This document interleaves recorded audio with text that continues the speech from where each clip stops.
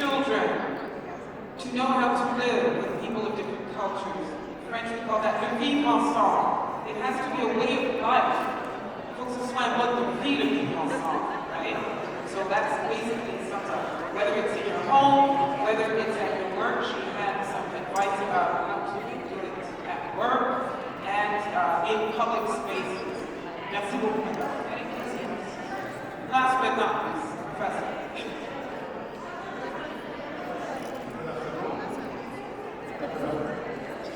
Good afternoon. Hello. In Farsi language, we say Dorut. Definitely is. My name is Hassan. It's a pleasure. I'm honored to be in this event. Thank you. I'm the organizers of the event. Almost around 20 years ago, 28 years ago, I was thinking of leaving the country, my wife and I. And I was thinking of where to go, where can be our future home. At that time, I had 4 options, 4 choices. To go to Michigan University as a visiting scholar, Kalamazoo, go to Norway, to Trondheim, and then a chance to go to Switzerland, and finally it was Canada.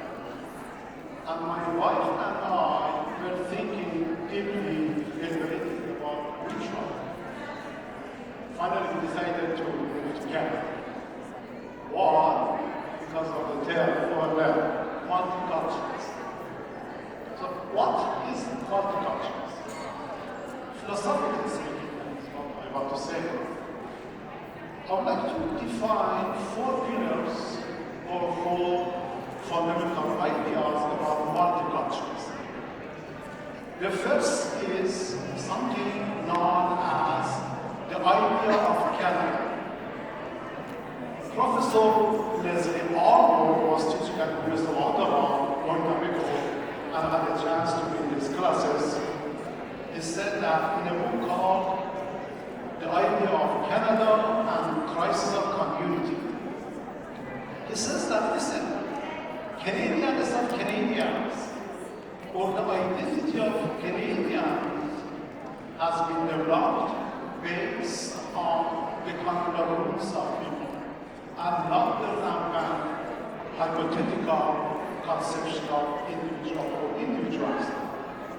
So there's an argument in that very beautiful book for Canadians that, listen, you have to live together if you want to have a healthy society, if you want to have a just society, you have to live together. So Canada is full. Canada has been created based on the common roots. Communities living together. The second pillar is called deep diversity.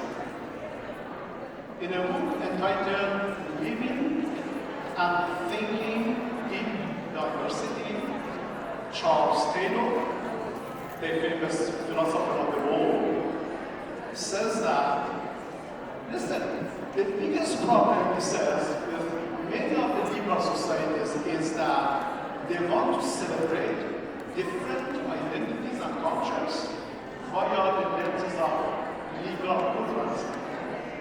The biggest problem with liberal pluralism is that basically even others are respected, are tolerated, but in practice they're excluded from decision making. So Charles Taylor says that the most important pillar in multicultural perspective is to go deeply in the roots of the communities and cultures. So the deep diversity, if I can somehow try to define, is like a kind of beautiful garden of flowers. Flowers of different shape, different size, different color, and so on. But that is called a beautiful garden of flowers because the flowers are together. If we take one flower and there is nowhere else, that doesn't make any kind of the garden of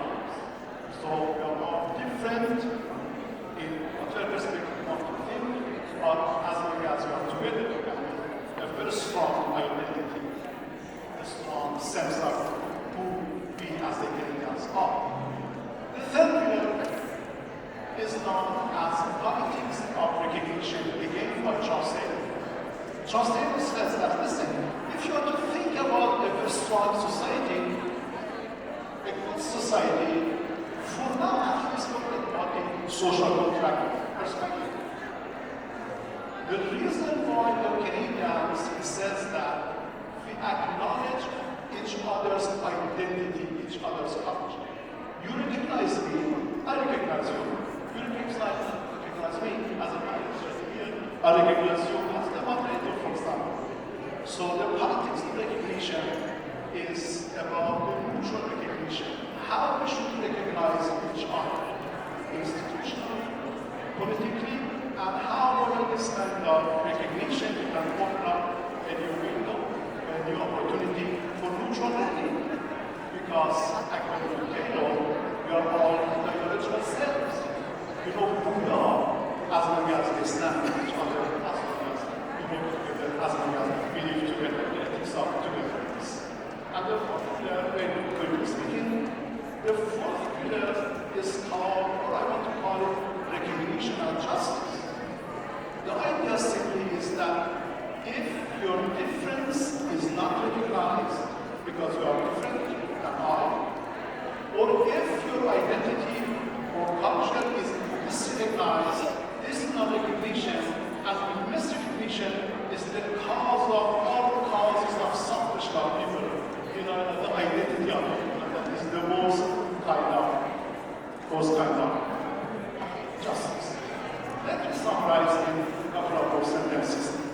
The four pillars that brings me back to my history almost 2005 years ago in Iran, when Cyrus the Great, the king of Persia, in Farsi Shahanshah of Iran, when Shahanshah of Iran entered Babylon, he said that, listen, we have to recognize cultural diversity. We have to recognize different believers in different religious traditions. And more importantly, he said that, listen, the most important thing in my kingdom, Cyrus said, we have to release, we have to free all Jews from the condition of captivity. And that's what Cyrus the Great, that grounded that basis for multiculturalism. He said that Jews must be supported, and he supported Jews, he provided accommodation for Jews in order to be able to go to their own land, Israel, and rebuild their own temple 2,500 years ago. Just that sentence, if you want to ask, what is multiculturalism as the philosophical basis of the politics of inclusiveness? Multiculturalism means, very simply, means that we are different, culture, identity, religion, perspective, whatever, but in terms of our differences, we are equal. So multiculturalism is about the recognition of the equality of differences. Thank you. Thank you very much, Professor. So, to close out this discussion, as you know, after a few baby steps into the world of inclusiveness with diversity, equity, and inclusion policies and initiatives, now there is a pushback. Now people are trying to roll all of that back. People are feeling threatened by that, whether it's in the public sphere, policy sphere, political sphere, etc. Can each one of you, in 30 seconds, if you can think of what we as individuals can do and institutions or governments can do to make sure we don't go all the way back. En français, les initiatives de diversité, équité et inclusion sont en ce moment attaquées et il y a un risque qu'on retourne en arrière et qu'on défait tout le travail qui a été fait. Alors je veux, en 30 secondes, si vous pouvez tous nous donner une idée de quoi faire pour combattre ces initiatives. Yes. So I'll try to do 30 seconds, but it might be 45. I would say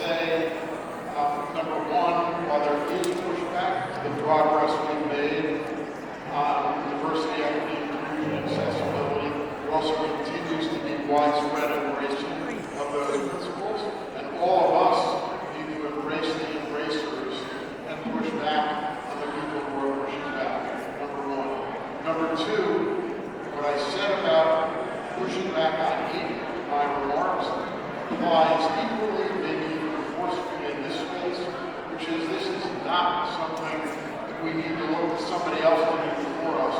This is a responsibility that each and every one of us has to push back on people who would stand in the way of progress from DEIA. Number three is to recognize that the winds blowing against diversity, equity, inclusion, and accessibility are based on a fallacious misapprehension of what this is. People define diversity and inclusion as a win-lose proposition, that if I embrace you as a woman and as a woman of color and I am a white male, that I am going to lose something as a result of doing that. That is wrong. By embracing diversity and inclusion in our society, I increase opportunity, increase more opportunities for everyone, regardless of their gender, color of their skin, or their nationality, and we need to shout that from the rooftops. Thank you very much, Pastor. Yes, Elder McGregor.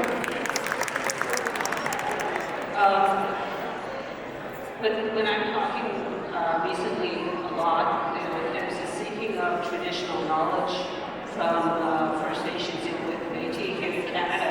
But this was foretold to.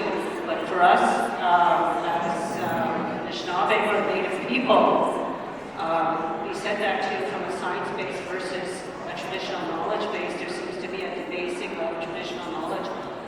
But really, the way we lived here was a form of axiology, because how we lived on this land, the reason we did that was through trial and error, because our survival depended upon it. So now we're in the age of climate change and species extinction.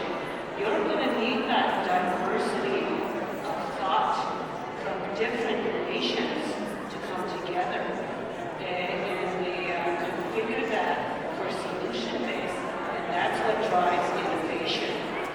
So that's why I think we need to be open to diversity, equity, and inclusion, because again, it's to configure in the times we're in. Thank you very much. Madame? Oui, nous espérons que le Canada avance encore plus dans sa politique pour réunir tout le monde et agrandir cette diversité, renforcer cette diversité culturelle.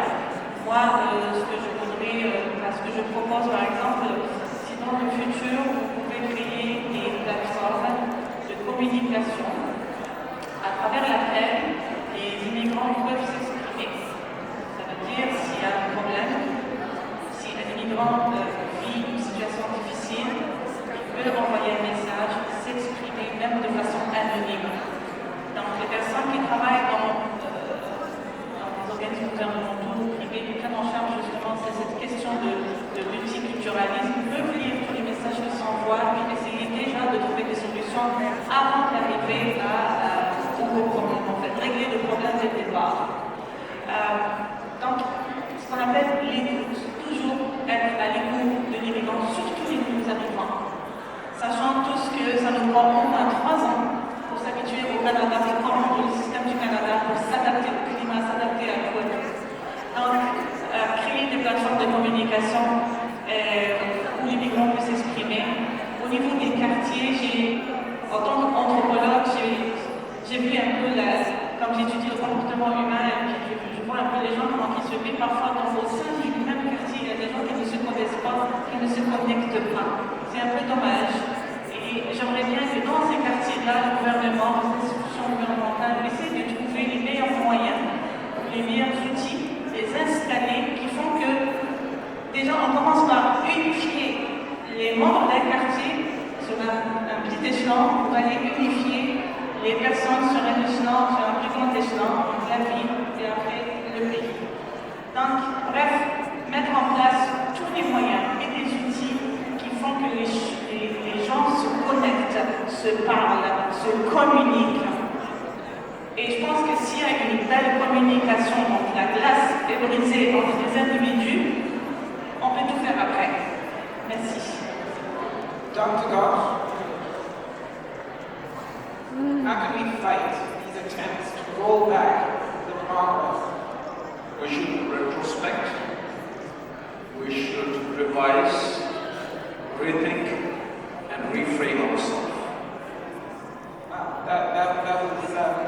et c'est assez percutant. And Professor. I'd like to say that there's only one way now, and that is recognizing formally, institutionally, that we are all different. But in terms of the value of our differences, we are equal. So equality must be, I think, be placed at the center of any liberal perspective. Equality in terms of, as I said, recognizing each other as human beings with the same value, the same dignity. Very good. Well, thank you very much, everybody. I think you can give our panelists a hand for their insights. Thank you very much for taking time out of your busy schedule.